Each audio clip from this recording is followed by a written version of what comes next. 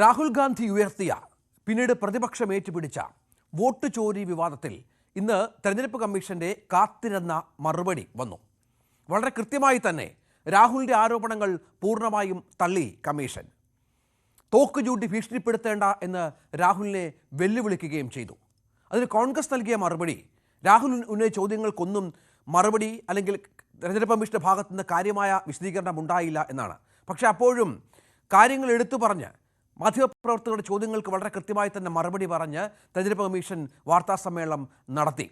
ഇന്ത്യയുടെ ജനാധിപത്യത്തെ, ഭരണഘടനയെ അപമാനിക്കലാണ് രാഹുൽ എന്ന് പറഞ്ഞ് കമ്മീഷൻ തങ്ങളുടെ വാദഗതികൾ അവതരിപ്പിച്ചു. ഒരുപക്ഷെ ആദ്യമായിരിക്കാം ഒരു രാഷ്ട്രീയ നേതാവിനെതിരെ, പ്രത്യേകിച്ചും പ്രതിപക്ഷ നേതാവിനെ പോലെ ഒരു പരമോന്നത പദവിയിരിക്കുന്ന ആൾക്കെതിരെ ഇത്ര രൂക്ഷമായ വിമർശനം തെരഞ്ഞെടുപ്പ് കമ്മീഷന്റെ ഭാഗത്തുനിന്ന് ഉണ്ടാകുന്നത് എന്നുള്ളതാണ്.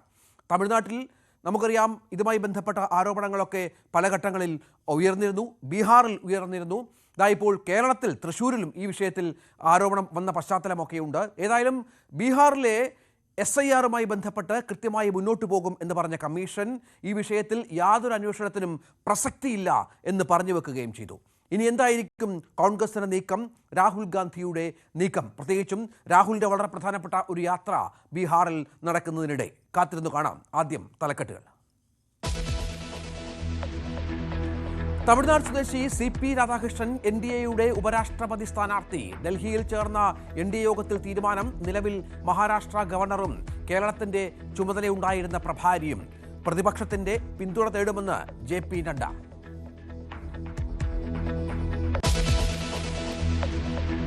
തോക്ക് ചൂണ്ടി ഭീഷണിപ്പെടുത്തേണ്ടെന്ന് രാഹുൽ ഗാന്ധിയോട് തെരഞ്ഞെടുപ്പ് കമ്മീഷൻ. വോട്ടുകൊള്ള ആരോപണത്തിൽ വോട്ടർമാരോട് മാപ്പ് പറയണം. कुछ मतदाताओं द्वारा दोहरे मतदान के आरोप लगाए गए, सबूत मांगने पर जवाब नहीं मिला.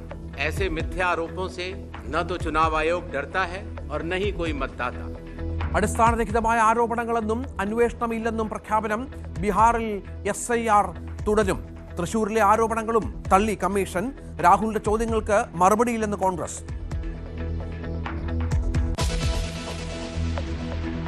BJP ജയിക്കുന്നത് കള്ള വോട്ട് കൊണ്ടെന്ന് ആവർത്തിച്ച് രാഹുൽ ഗാന്ധി.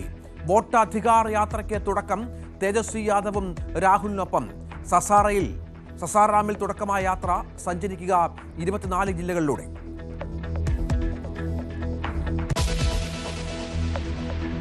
തൃശൂരിലെ വോട്ട് ക്രമക്കേട് ആരോപണത്തിൽ മൗനം വെടിഞ്ഞ് സുരേഷ് ഗോപി. ആരോപണം ഉയർത്തുന്നവർ വാനരന്മാരെന്ന് കുറ്റപ്പെടുത്തൽ. ഇവിടുന്ന് കുറച്ച് വാനരന്മാർ ഇറങ്ങിയല്ലോ, ഒരു ഉന്നയിക്കലുമായിട്ട്. അവരൊക്കെ അങ്ങോട്ട് പോകാൻ പറ. ഇക്കരയായാലും ഇക്കരയായാലും അവിടെ പോയി ചോദിക്കാൻ.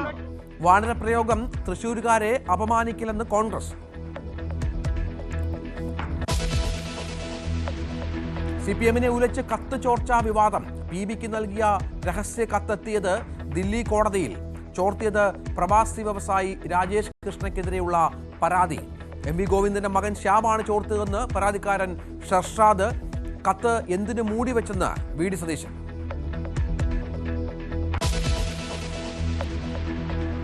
ആഗോള അയ്യപ്പ സംഗമത്തിനെതിരെ വിശ്വ ഹിന്ദു പരിഷത്ത്. ശബരിമലയിൽ സർക്കാർ സംഘടിപ്പിക്കുന്നത് ഇൻവെസ്റ്റേഴ്സ് മീറ്റെന്ന് കുറ്റപ്പെടുത്തൽ. പങ്കെടുപ്പിക്കാത്തതിൽ സംഘപരിവാർ സംഘടനകൾക്ക് എതിർപ്പ്. ശബരിമലയിലേക്ക് ഇപ്പോൾ സംഘപരിവാർ തിരിഞ്ഞു നോക്കുന്നില്ലെന്ന് CPMന്റെ മറുപടി. ഹെഡ്മാസ്റ്റർ വിദ്യാർത്ഥിയുടെ കർണപടം അടിച്ചു പൊട്ടിച്ചതായി പരാതി. സംഭവം കാസർഗോഡ് കുണ്ടംകുഴി GHSSൽ. മർദ്ദനം. അസംബ്ലിയിൽ നിൽക്കുമ്പോൾ ചരൽക്കല്ല് കാലുകൊണ്ട് നീക്കിയത്. എങ്ങനെയുണ്ട് ആരോഗ്യസ്ഥിതി? എങ്ങനെയുണ്ട്? ചെവി വേദന ഉണ്ട്, പിന്നെ അടഞ്ഞിട്ട് തന്നെ ഉണ്ട്. ഈ ഹെഡ് മാസ്റ്റർ അത് കഴിഞ്ഞിട്ട് മകനോട് എന്തെങ്കിലും പറഞ്ഞോ, മോനോട് എന്തെങ്കിലും പറഞ്ഞോ? പിന്നെ എന്താക്കുന്നുണ്ടായെന്ന് ചോദിച്ചിന്. പിന്നെ വീട്ടിൽ പിന്നെ അന്വേഷിച്ചിന്. പിന്നെ ചായ അടിയും മേടിച്ചു. അപ്പോഴൊക്കെ പോലീസുകാര് അവിടെ പുറത്തുണ്ടായിരുന്നു. അപ്പൊ അപ്പയോട് പറഞ്ഞു ഓൻ തലകറിഞ്ഞിട്ട് പോയെന്ന് പറഞ്ഞു. ഇപ്പോഴും ചെവിക്ക് വേദനയുണ്ടെന്ന് കുട്ടി. സംസ്ഥാനത്ത് മഴ ശക്തമാകും. 8 ഡാമുകളിൽ റെഡ് അലേർട്ട്. വെള്ളം തുറന്നുവിടുന്നു. ജമ്മു കാശ്മീരിലെ കത്വയിൽ വീണ്ടും മേഘവിസ്ഫോടനം. 7 പേർ മരിച്ചു.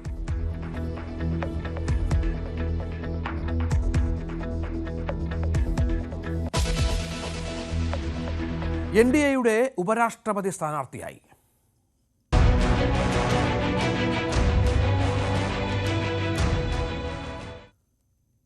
ഉപരാഷ്ട്രപതി സ്ഥാനത്തേക്ക് NDAയുടെ സ്ഥാനാർത്ഥിയായി മഹാരാഷ്ട്ര ഗവർണർ CP രാധാകൃഷ്ണനെ BJP പ്രഖ്യാപിച്ചു.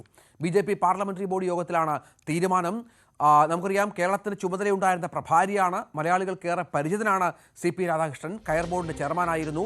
മനു ഭരത് ഏറ്റവും പുതിയ വിവരങ്ങളുമായി ചേരുകയാണ്. മനു, BJPക്ക് ഇത്തരം പ്രധാനപ്പെട്ട പോസ്റ്റുകളിലേക്ക് ആളുകളെ വെക്കുമ്പോൾ നമുക്ക് രാഷ്ട്രപതിയുടെയൊക്കെ അനുഭവം ഉള്ളതാണ്.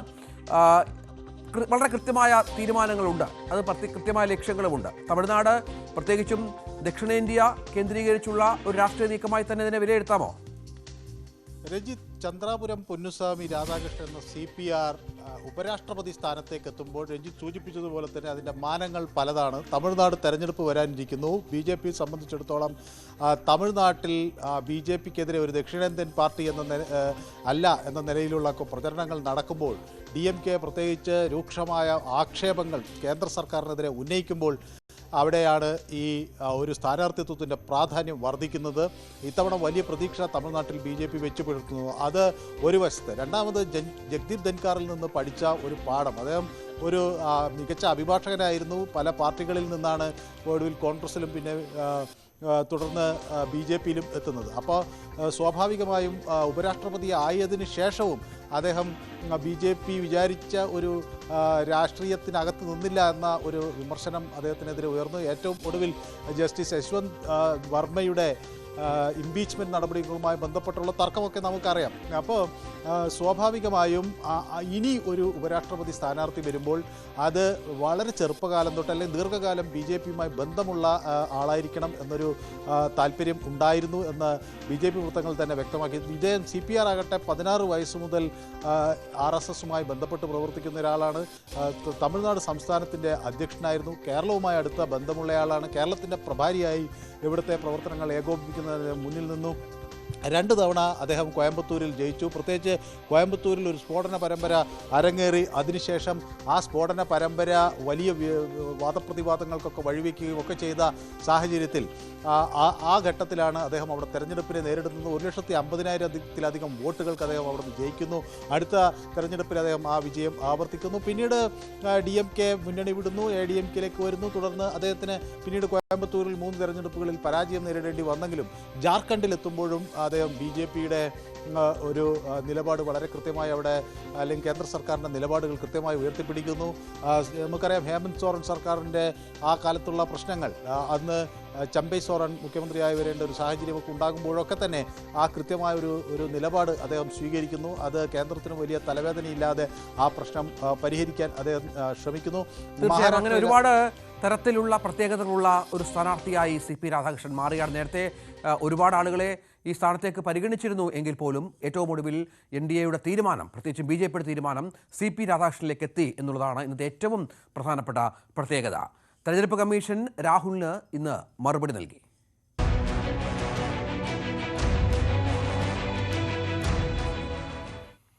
വോട്ടർ പട്ടിക ക്രമക്കേട് ആരോപണങ്ങൾക്ക് എതിരെ ആഞ്ഞടിച്ച് തെരഞ്ഞെടുപ്പ് കമ്മീഷൻ. ഇപ്പോൾ നടക്കുന്ന പ്രചാരണം ഭരണഘടനയെ അധിക്ഷേപിക്കുന്നത് എന്ന് മുഖ്യ തെരഞ്ഞെടുപ്പ് കമ്മീഷണർ ജ്ഞാനേഷ് കുമാർ പറഞ്ഞു. വോട്ടർമാരെ തെറ്റിദ്ധരിപ്പിക്കാനുള്ള കുപ്രചരണമാണ് നടക്കുന്നത്. തെരഞ്ഞെടുപ്പ് കമ്മീഷൻ ഭരണകക്ഷിയെന്നോ പ്രതിപക്ഷമെന്നോ വ്യത്യാസമില്ല. ഭീഷണിക്ക് വശംവദരാകില്ല എന്നും കമ്മീഷൻ തുറന്നടിച്ചു. तो जब रिटर्निंग ऑफिसर रिजल्ट डिक्लेयर कर देता है, उसके बाद भी कानून में प्राविधान है कि आप 45 डेज के अंदर आप उच्च न्यायालय जाकर एक चुनावी याचिका दायर कर सकते हैं और चुनाव को चैलेंज कर सकते हैं. जब ये प्रक्रिया 45 दिन समाप्त हो जाते हैं, उसके बाद इस तरह के निराधार आरोप लगाना, चाहे वो केरल हो, चाहे वो कर्नाटक हो, चाहे वो बिहार हो, जब 45 दिन चुनाव के बाद पूर्ण हो चुके हैं और किसी भी दल को, किसी भी कैंडिडेट को कोई भी गलती नजर नहीं आई, तो आज इतने दिनों के बाद इस तरह के निराधार आरोप लगाना, उनका उद्देश्य क्या है, ये सारे मतदाता और देश की जनता पूरा समझती है.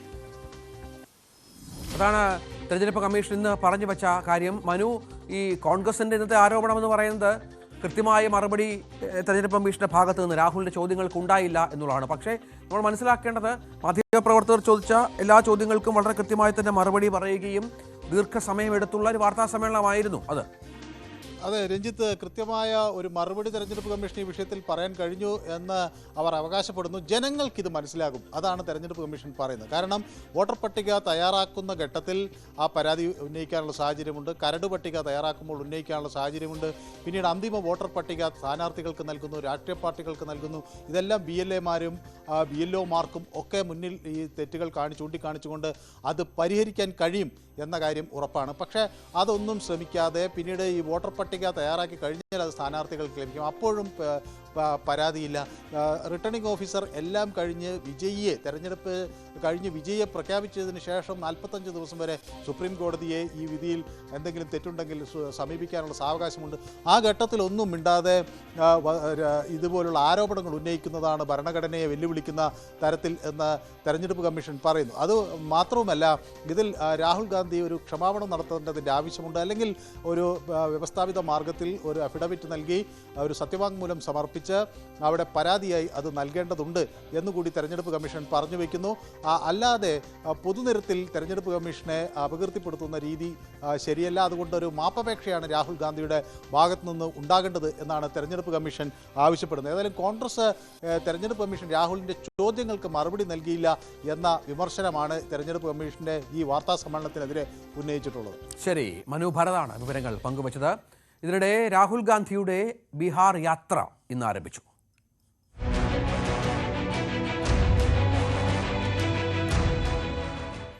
വോട്ട് ക്രമക്കേടും വോട്ടർ പരിഷ്കരണവും ഉന്നയിച്ച് രാഹുൽ ഗാന്ധി നയിക്കുന്ന വോട്ട് അധികാർ യാത്രയ്ക്ക് ബീഹാറിലെ സാസാറാമിൽ തുടക്കമായി. BJPക്കെതിരെയും തെരഞ്ഞെടുപ്പ് കമ്മീഷനെതിരെയും രാഹുൽ വീണ്ടും ആഞ്ഞടിച്ചു. BJP എല്ലാ തെരഞ്ഞെടുപ്പിലും വിജയിക്കുന്നത് അതിശയമാണെന്നും കള്ളവോട്ട് കൊണ്ടാണ് BJP ജയിക്കുന്നതെന്നും രാഹുൽ ഗാന്ധി ആവർത്തിച്ചു. ബീഹാറിൽ നടക്കുന്ന വോട്ട് അധികാര യാത്രയുടെ ആദ്യ ദിനത്തിൽ സംസാരിക്കുകയായിരുന്നു അദ്ദേഹത്തിന്റെ വിമർശനം.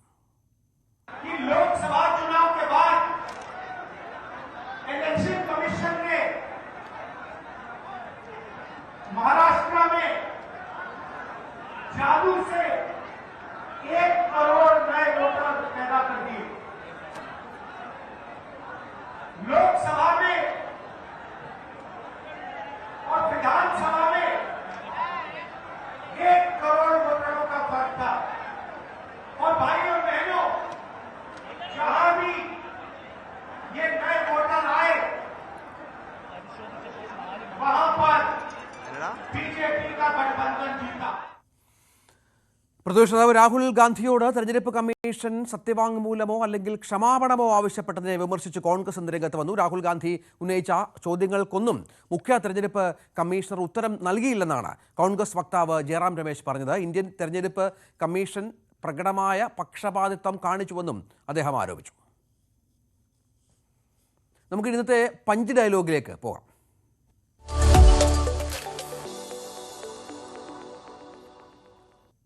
തൃശൂർ ലോക്സഭാ മണ്ഡലത്തിലെ വോട്ടർ പട്ടികയിൽ ക്രമക്കേട് ഉന്നയിച്ചവർ വാനരന്മാർ ആണെന്ന പരാമർശമാണ് ഇന്ന് കേന്ദ്രമന്ത്രി സുരേഷ് ഗോപി നടത്തിയത്. നേരത്തെ സുരേഷ് ഗോപി എന്തുകൊണ്ട് ഈ വിഷയത്തിൽ പ്രതികരിക്കുന്നില്ല എന്നുള്ളതായിരുന്നു ചോദ്യമുയർന്നിരുന്നത്. വലിയ ആരോപണം കോൺഗ്രസിൻ്റെയും CPIയുടെയും ഒക്കെ ഭാഗത്തു നിന്ന് ഉണ്ടായിട്ടും സുരേഷ് ഗോപി പ്രതികരിച്ചിരുന്നില്ല. മാധ്യമപ്രവർത്തകർ പുറകെ കൂടിയിരുന്നു. പക്ഷേ ഇന്ന് ഒരു കളിയാക്കലിൻ്റെ ഭാഷയിൽ അല്പം കടത്തിയാണ് സുരേഷ് ഗോപി പറഞ്ഞത്. അദ്ദേഹത്തിൻ്റെ വാക്കുകളാണ് നമ്മുടെ പഞ്ച് ഡയലോഗ്. ഇവിടുന്ന് കുറച്ച് വാനരന്മാർ ഇറങ്ങിയല്ലോ, ഒരു ഉന്നയിക്കലുമായിട്ട്. അവരൊക്കെ അങ്ങോട്ട് പോകാൻ പറ, അല്ലേ?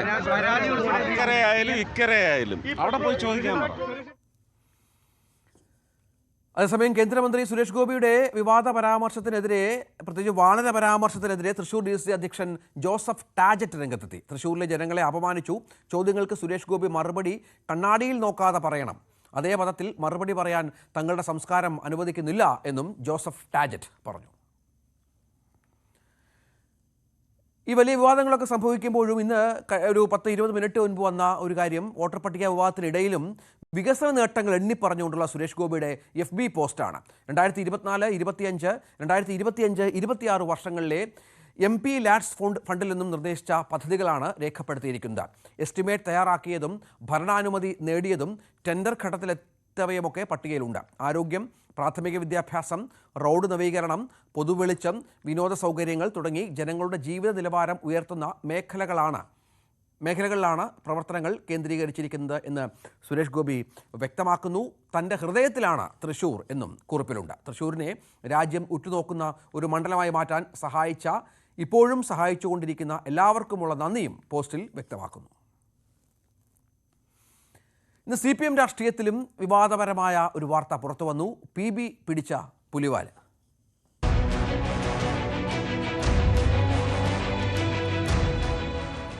CPMൽ പരാതി ചോർച്ചാ വിവാദം. ലണ്ടനിലെ വ്യവസായി രാജേഷ് കൃഷ്ണയ്ക്കെതിരെ പാർട്ടിക്ക് നൽകിയ പരാതി മാനനഷ്ട കേസിൽ കോടതി രേഖയായി ഉൾപ്പെടുത്തി എന്നതാണ് പുതിയ പ്രശ്നം. ചെന്നൈയിൽ വ്യവസായിയായ മുഹമ്മദ് ഷർഷാദ് രാജേഷിനെതിരെ പോളിറ്റ് ബ്യൂറോയ്ക്ക് നൽകിയ കത്താണ് കോടതിയുടെ രേഖയായത്. സംസ്ഥാന സെക്രട്ടറി MV ഗോവിന്ദന്റെ മകൻ ശ്യാമാണ് കത്ത് ചോർത്തതെന്ന് ആരോപിച്ച് ഷർഷാദ് CPM ജനറൽ സെക്രട്ടറിക്ക് പരാതി നൽകി. ഷർഷാദിന്റെ പരാതിയുടെ പകർപ്പ് ന്യൂസ് 18 കിട്ടി. CPMന്റെ UK ഘടകത്തിലെ നേതാവ് കൂടിയായ രാജേഷ് കൃഷ്ണയ്ക്കെതിരെ 2022 ഷർഷാദ് എന്ന വ്യവസായി പാർട്ടി പോളിറ്റ് ബ്യൂറോയ്ക്കും കേന്ദ്ര കമ്മിറ്റിക്കും പരാതി നൽകിയത്. ഇത് പിന്നീട് അടുത്തിടെ ഡൽഹി ഹൈക്കോടതിയിൽ രാജേഷ് കൃഷ്ണ നൽകിയ ഒരു മാനനഷ്ട കേസുമായി ബന്ധപ്പെട്ട് ഉള്ള സത്യവാങ്മൂലത്തിൽ ഇതും ഉൾപ്പെട്ടു എന്നുള്ളതാണ് ഇപ്പോഴത്തെ പ്രധാനപ്പെട്ട ആരോപണവും പരാതിയുമായി വന്നിരിക്കുന്നത്. കഴിഞ്ഞ മധുര പാർട്ടി കോൺഗ്രസിൽ രാജേഷ് കൃഷ്ണ CPMന്റെ UKയിൽ നിന്നുള്ള സമ്മേളന പ്രതിനിധിയായിരുന്നു. പക്ഷേ പ്രതിനിധി സമ്മേളനത്തിൽ തൊട്ട് തലേ ദിവസം ചേർന്ന പാർട്ടി കേന്ദ്ര കമ്മിറ്റി യോഗം ഈ സമ്മേളന പ്രതിനിധി പട്ടികയിൽ നിന്ന് രാജേഷ് കൃഷ്ണയെ ഒഴിവാക്കി. അയാൾക്കെതിരെ UK ഘടകത്തിൽ നടക്കാൻ ലഭിച്ച പരാതികളുടെ അടിസ്ഥാനത്തിലാണ് അയാളെ ഒഴിവാക്കിയത്. നേരത്തെ കണ്ണൂർ പാർട്ടി കോൺഗ്രസിലും ഇയാൾ പങ്കെടുക്കാൻ ശ്രമം നടത്തിയിരുന്നു, പ്രതിയാകാൻ ശ്രമിച്ചിരുന്നു. പക്ഷേ അന്ന് കോടിയേരി ബാലകൃഷ്ണൻ ഇടപെട്ട് അയാളെ ഒഴിവാക്കുകയായിരുന്നു. ഇപ്പോൾ ഇതിനുശേഷമാണ് മാധ്യമങ്ങളിൽ വാർത്ത വന്നത് രാജേഷ് കൃഷ്ണയെ ഇങ്ങനെ പാർട്ടി കോൺഗ്രസ് നിന്ന് ഒഴിവാക്കി. ആ വാർത്തയ്ക്കെതിരെയാണ് അയാൾ ഡൽഹി ഹൈക്കോടതിയിൽ ക്രിമിനൽ കേസ് ഫയൽ ചെയ്തത്. അതിന്റെ ഭാഗമായി നൽകിയ സത്യവാങ്മൂലത്തിലാണ് തനിക്കെതിരെ നേരത്തെ ഇത്തരം പരാതിയുണ്ട്, ഇതിൽ ഗൂഢാലോചനയുണ്ടെന്ന ആരോപണം സാധൂകരിക്കാനെന്ന വണ്ണം ഈ ഒരു പാർട്ടിക്ക് നൽകിയ പരാതി കൂടി ഉൾപ്പെടുത്തിയത്. അതായത് CPMന്റെ ഏറ്റവും ഉയർന്ന സമിതിക്ക് നൽകുന്ന പരാതി അതീവ രഹസ്യ സ്വഭാവമെന്ന് പൊതുവിൽ വിലയിരുത്തപ്പെടുന്നത് എതിർ കക്ഷിക്ക് തന്നെ ലഭിക്കുന്നു. അയാൾ തന്റെ ഭാഗം കോടതി ജയിക്കുന്നതിന് വേണ്ടി അയാളത് ഹർജിയുടെ ഭാഗമാക്കുന്നു. അത് പിന്നീട് മാധ്യമങ്ങൾക്ക് ലഭിക്കുന്നു. ഇതാണ് ഇപ്പോൾ ഉണ്ടായിട്ടുള്ള ഏറ്റവും വലിയ വിവാദം. അതിനു പിന്നാലെയാണ് ഈ കഴിഞ്ഞ 12-ാം തീയതി Sharshad party general secretary MA ബേബിക്കും അതുപോലെ തന്നെ പാർട്ടിയുടെ കേന്ദ്ര കമ്മിറ്റിക്കും ഒരു പരാതി കൂടി നൽകിയത്. പാർട്ടി വിശ്വസിക്കാൻ നൽകിയ ഒരു പരാതിയാണ്. ആ പരാതി ഇவ்விധം ചോർന്ന് എതിർ കക്ഷിക്ക് ലഭിക്കുന്നു. അത് വലിയ ആശ്ചര്യമുണ്ടാക്കുന്ന കാര്യമാണ്. എങ്ങനെയാണ് പാർട്ടിക്ക് നൽകിയ പരാതി ചോർന്നത്? അങ്ങനെ ഒരു സംശയം മാത്രം പറയുകയില്ല, അവിടെ ഒരു ആരോപണം കൂടി ഷർഷാദ് ഉന്നയിക്കുന്നുണ്ട്. അത് CPMന്റെ പൊളിറ്റ് ബ്യൂറോ അംഗം കൂടിയായ സംസ്ഥാന സെക്രട്ടറി MV ഗോവിന്ദന്റെ മകൻ ശ്യാംജിത്ത് വഴിയാണ് ഈ രേഖ ചോർന്നത്. ശ്യാംജിത്തും രാജേഷ് കൃഷ്ണയുമായി വലിയ ബന്ധമുണ്ട്. അതിന്റെ ഭാഗമായി ചോർത്തിക്കിട്ടിയ സംശയം കൂടി ഇദ്ദേഹം ഉന്നയിക്കുന്നതിൽ പാർട്ടി തല അന്വേഷണമാണ് ഷർഷാദ് ആവശ്യപ്പെടുന്നത്. ഷർഷാദ് 2022 കത്തിൽ തന്നെ CPMന്റെ പ്രധാനപ്പെട്ട നേതാക്കൾക്കും മന്ത്രിമാർക്കും എതിരെയുള്ള ആരോപണമാണ്. അത് പുറത്തു വന്നാൽ പാർട്ടിക്ക് അത് അവമതിപ്പുണ്ടാക്കും, അതുകൊണ്ട് നടപടി വേണമെന്നായിരുന്നു അദ്ദേഹം ആവശ്യപ്പെട്ടത്. പക്ഷേ അതിൽ നടപടി ഉണ്ടായില്ല. അദ്ദേഹം നമ്മോട് സംസാരിച്ചപ്പോൾ ഇക്കാര്യം സ്ഥിരീകരിക്കുകയും ചെയ്തു. MV ഗോവിന്ദന്റെ മകൻ തന്നെയാണ് ഈ വാർത്ത പുറത്തു വരുന്നതിന് പിന്നിലെന്ന്. ഈ രാജേഷിന്റെ അഡ്വക്കേറ്റിന് രാജേഷ് കൊടുത്തു കാണും. എന്റെ ചോദ്യം അതല്ല, രാജേഷിന്റെ കയ്യിൽ ഈ പേഴ്സണൽ പരാതി എങ്ങനെ കിട്ടി? അത് നമ്മുടെ സെക്രട്ടറിയുടെ മകന്റെ കോണ്ടാക്ട് നോക്കിയാൽ മതിയല്ലോ, നമുക്ക് കൂടുതലൊന്നും അതിനെപ്പറ്റി അന്വേഷിക്കേണ്ടിയില്ലല്ലോ. രാജേഷിന്റെ ഭീഷണിയാണ് കാര്യങ്ങൾ, രാജേഷിന്റെ ഭീഷണി തന്നെയാണ് കാര്യങ്ങൾ. അപ്പം ഭീഷണിക്ക് മുമ്പിൽ ഈ ശ്യാംജിത്തിന് വഴങ്ങേണ്ടി വരും. കാരണം അല്ലെങ്കിൽ അത് മറ്റു പല പ്രശ്നങ്ങളിലേക്ക് പോകും. അതൊക്കെ എനിക്കറിയാം. കോടിയേരി ബാലകൃഷ്ണൻ സംസ്ഥാന സെക്രട്ടറി ആയിരിക്കെ ഇയാൾക്കെതിരെ നടപടിയെടുക്കാൻ ആലോചിച്ചതാണ്. അപ്പോഴാണ് അദ്ദേഹത്തിന്റെ ആകസ്മിക മരണം ഉണ്ടാകുന്നത്. അദ്ദേഹം പാർട്ടിയിൽ സജീവമല്ലാതെ ആകുന്നത്. അതിനുശേഷം MV ഗോവിന്ദൻ വന്ന ശേഷം ഇയാൾ പാർട്ടിയിൽ കൂടുതൽ ശക്തനാവുകയാണ്. രാജേഷ് കൃഷ്ണ വലിയ പരാതി ഉണ്ടായിട്ട് പോലും MV ഗോവിന്ദനും മകനും ചേർന്ന് ഇയാളെ സംരക്ഷിക്കുകയാണെന്ന ആരോപണം കൂടി ഇപ്പോൾ ഷർഷാദ് ഉന്നയിക്കുന്നുണ്ട്. BB അരുണാണ് റിപ്പോർട്ട് തയ്യാറാക്കിയത്. BJP കോർ കമ്മിറ്റിയിൽ നിന്ന് നമുക്കറിയാം ചില തെരഞ്ഞെടുപ്പുകളൊക്കെ നടന്നിരുന്നു. ചില പ്രതിഷേധ സ്വരങ്ങൾ ഇന്ന് ഉയർന്നു. സംസ്ഥാന ഉപാധ്യക്ഷന്റെ ഭാഗത്തു നിന്നാണ് ഇന്ന് അത്തരമൊരു നീക്കം, ആ ഒരു വാർത്ത പുറത്തു വന്നത്.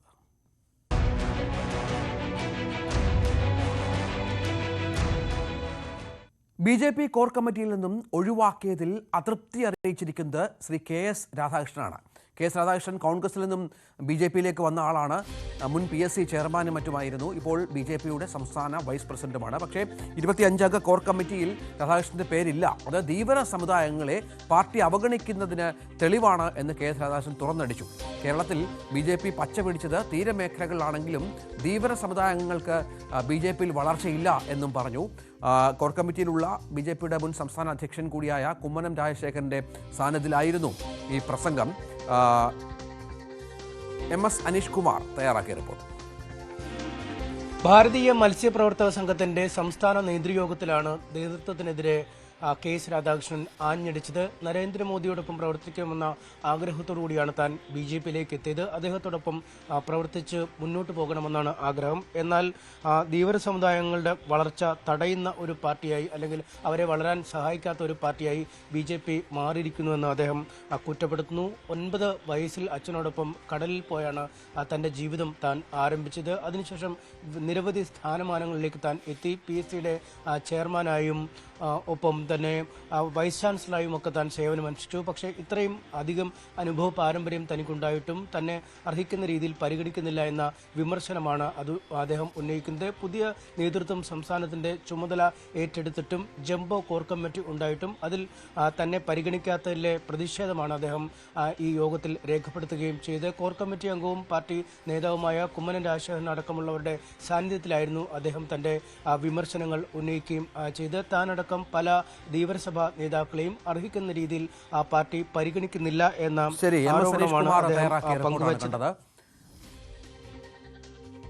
ആഗോള അയ്യപ്പ സംഗമത്തിന്റെ പേരിൽ വിവാദം. ഹൈന്ദവ സംഘടനകൾക്ക് കടുത്ത എതിർപ്പ്.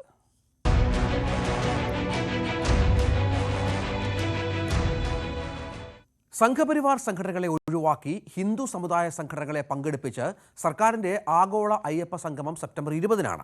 SNDP, NSS, മലയാര സംഘം തുടങ്ങി ഹിന്ദു സമുദായ സംഘടനകൾ പങ്കെടുക്കുന്നുണ്ട്. അയ്യപ്പ സംഗമത്തിനെതിരെ പരസ്യ എതിർപ്പ് സംഘപരിവാർ സംഘടനകൾ ആദ്യം മുതൽ തന്നെ. ഇന്ന് കുറച്ചുകൂടി VHP ഒന്ന് കടുപ്പിച്ചു. ഹിന്ദു വോട്ടുകൾ സമാഹരിക്കാനുള്ള സംഘപരിവാർ സംഘടനകളുടെ നീക്കത്തിന് തടയിടുക എന്ന ലക്ഷ്യമാണ് സർക്കാരിന് എന്നാണ് വിശ്വ ഹിന്ദു പരിഷത്ത് പറയുന്നത്. പക്ഷേ CPM ഇതിനെ എതിർത്തത് ഇപ്പോൾ ശബരിമലയിൽ വലിയ കാര്യമായ നോട്ടമൊന്നും സംഘപരിവാർ സംഘടനകൾക്കില്ല എന്ന് പറഞ്ഞാണ്. വിനോദ്, ഇത് ഇപ്പോൾ കാര്യമായി നടപ്പിലാക്കാൻ നിശ്ചയിച്ചിരിക്കുന്ന ഒരു പരിപാടിയാണ് സർക്കാരിൻ്റെ ഭാഗത്തു നിന്ന്. സർക്കാരിന് വിശ്വാസികളെ അടുപ്പിക്കുക എന്ന ലക്ഷ്യമൊക്കെ ഉണ്ടാകാം. ഏതൊക്കെ തരത്തിലാണ് ഈ പരിപാടി സംഘടിപ്പിച്ചിരിക്കുന്നത്? ഒപ്പം സംഘപരിവാർ സംഘടനകളുടെ എതിർപ്പ് എങ്ങനെയാണ്? രഞ്ജിത്ത്, ഈ മാസം 20-നാണ് ഈ ആഗോള സംഗമം സംഘടിപ്പിച്ചിരിക്കുന്നത്. ഏതാണ്ട് 3000-ഓളം പ്രതിനിധികൾ ഈ അയ്യപ്പ സംഗമത്തിൽ പങ്കെടുക്കുമെന്ന കണക്കാണ് സർക്കാർ പുറത്തുവിടുന്നത്. നേരത്തെ തന്നെ ഇതുമായി ബന്ധപ്പെട്ട സ്വാഗത സംഘം രൂപീകരിച്ചിരുന്നു. തദ്ദേശ തിരഞ്ഞെടുപ്പ് അടുത്തിരിക്കുന്നു. തൊട്ടു പിന്നാലെ തന്നെ നിയമസഭാ തിരഞ്ഞെടുപ്പ് വരുന്നു. നമുക്കറിയാം, സ്ത്രീ പ്രവേശനവുമായി ബന്ധപ്പെട്ട വിവാദങ്ങൾ കത്തിപ്പടർന്ന ശേഷം നടന്ന 2019-ലെ പാർലമെന്റ് തിരഞ്ഞെടുപ്പ്, അതിൽ LDF മുമ്പേ പരാജയപ്പെട്ടു പോകുന്ന ഒരു സാഹചര്യം ഉണ്ടായി. ആലപ്പുഴയിൽ മാത്രമാണ് ഒരു വിജയം നേടാൻ കഴിഞ്ഞത്. അന്ന് ഈ ശബരിമല വിഷയം വലിയ തോതിൽ പ്രതിഫലിച്ചു എന്ന് തന്നെയാണ് CPM വിലയിരുത്തിയത്. കോടിയേരി ബാലകൃഷ്ണൻ ഉൾപ്പെടെ, അന്ന് പാർട്ടി സെക്രട്ടറി ആയിരുന്ന കോടിയേരി ഉൾപ്പെടെയുള്ളവർ അത് ബാധിച്ചു എന്ന നിലയ്ക്ക് തന്നെയാണ് അവരുടെ പ്രസ്താവനകൾ പുറത്ത് പറഞ്ഞതും. ഏതായിരുന്നാലും മറ്റൊരു പാർലമെന്റ് തിരഞ്ഞെടുപ്പ് നടന്നു. അതിലും LDF-ന് വലിയ തിരിച്ചടി ഉണ്ടായി. പക്ഷേ ഈ ശബരിമല വിഷയം പ്രതിഫലിച്ചോ എന്നത് സംബന്ധിച്ചുള്ള ചർച്ചകളുണ്ടായിരുന്നു. കാരണം ആ സമയത്ത് അതുമായി ബന്ധപ്പെട്ട വിവാദങ്ങൾ ഉണ്ടായിരുന്നില്ല. എന്നാൽ അതിന് തൊട്ടു മുൻപ് നടന്ന നിയമസഭാ തിരഞ്ഞെടുപ്പിൽ വലിയ വിജയം LDF-ന് ഉണ്ടാവുകയും ചെയ്തു. അസംബ്ലി തിരഞ്ഞെടുപ്പുകളിൽ അങ്ങനെ നേട്ടം ഉണ്ടാകുമ്പോഴും പാർലമെന്റ് തിരഞ്ഞെടുപ്പുകളിൽ തുടരെ തിരിച്ചടി ഉണ്ടാകുന്നുണ്ട്. ഏതായിരുന്നാലും ശബരിമലയുമായി ബന്ധപ്പെട്ട് CPM നേരിടുന്ന വലിയ പ്രതിസന്ധിയുണ്ട് എന്നത് വസ്തുതയാണ്. ഈ സ്ത്രീ പ്രവേശവുമായി ബന്ധപ്പെട്ട കാര്യങ്ങൾ ഉയർന്നു വന്ന ശേഷമാണ് അത്തരമൊരു പ്രതിസന്ധി പാർട്ടി നേരിട്ടതും. അത് മറികടക്കാനുള്ള തന്ത്രപരമായ ഒരു നീക്കമായി ഇപ്പോഴത്തെ നടപടികളെ വിലയിരുത്തുന്നുണ്ട്. അതുതന്നെയാണ് ഇപ്പോൾ സംഘപരിവാർ സംഘടനകൾ എതിർപ്പുമായി രംഗത്ത് വരുന്നതിന് പിറകിലും അവർ ഇതിൻ്റെ ഒരു ആത്മാർത്ഥതയാണ്, സർക്കാരിൻ്റെ ഈ ഇടപെടലിലെ ആത്മാർത്ഥതയാണ് ചോദ്യം ചെയ്യുന്നത്. ഹിന്ദു ഐക്യവേദി, വിശ്വ ഹിന്ദു പരിഷത്ത് ഉൾപ്പെടെയുള്ള സംഘടനകൾ ഇതിൽ എന്ത് ആത്മാർത്ഥതയാണ് സർക്കാരിനുള്ളത്? ശബരിമലയിൽ എത്തുന്ന സാധാരണ ഭക്തർക്ക് പോലും അടിസ്ഥാന സൗകര്യം ഒരുക്കാൻ സർക്കാർ പരാജയപ്പെടുകയാണ്. കുട്ടികളും സ്ത്രീകളും ഉൾപ്പെടെയുള്ളവർ അവിടെ ബുദ്ധിമുട്ടുന്നുണ്ട്. അങ്ങനെയുള്ള ഒരു സാഹചര്യത്തിൽ എന്തിനാണ് ഇത്തരത്തിലൊരു പരിപാടി എന്ന ചോദ്യം. മാത്രമല്ല, ഒരു മതേതര സർക്കാർ എന്ന പ്രതിച്ഛായയുള്ള ഇടത് സർക്കാർ എന്തിന് ഒരു മതവിഭാഗത്തിനെ കേന്ദ്രീകരിച്ചുകൊണ്ടുള്ള ഇത്തരം പരിപാടി നടത്തുന്നു എന്ന ചോദ്യം കൂടി ഒരു വശത്ത് നിന്ന് ഉയർന്നു വരുന്നു.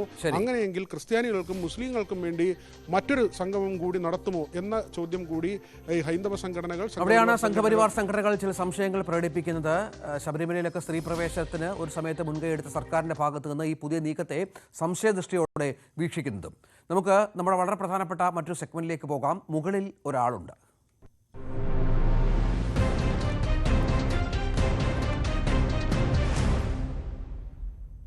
മൂന്ന് വയസ്സുകാരന് നേരെ പാഞ്ഞെടുത്ത നായക്കൂട്ടത്തിൻ്റെ ദൃശ്യങ്ങളാണ് ഇത് CCTVയിൽ പതിഞ്ഞത്. തെരുനായക്കൂട്ടത്തിൽ നിന്ന് ഈ കുട്ടി രക്ഷപ്പെട്ടത് വളരെ ഭാഗ്യം കൊണ്ടാണ്. വീട്ടുപടുത്ത് കളിക്കുന്ന കുട്ടിക്ക് നേരെയാണ് തെരുവുനായ പാഞ്ഞെടുത്തത്. മലപ്പുറം വേങ്ങര AR നഗറിലാണ് ഈ സംഭവം ഉണ്ടായത്. CCTV ദൃശ്യങ്ങളിലേക്ക് നമുക്കൊന്ന് പോകാം.